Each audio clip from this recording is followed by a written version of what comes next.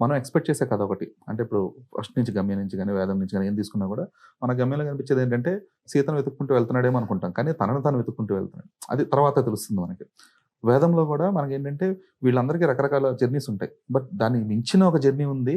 అది ఒకడికి సాక్రిఫైస్ అయితే ఇంకొకళ్ళకి రియలైజేషన్ ఇట్లా అని చూపిస్తారు.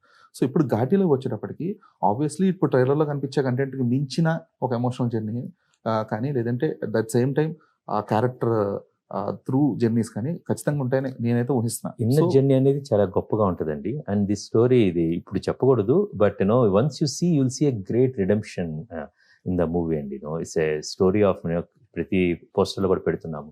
విక్టిమ్, క్రిమినల్, లెజెండ్ అని. బట్ అన్నిటికి మించి ఒక హ్యూమన్ రిడెంప్షన్ అనేది ఒకటి ఉంటదండి. అందులో ఈ ఈ కథలో బాగా ట్రై చేశాం. ఓకే. అండ్ సెకండ్ థింగ్ చాలా ప్రతి మనిషి ఫెయిల్ అయిన తర్వాత, పడిపోయిన తర్వాత తిరిగి తన కాళ్ళ మీద తను నిలబడి గట్టిగా తలెత్తి నించుంటారు.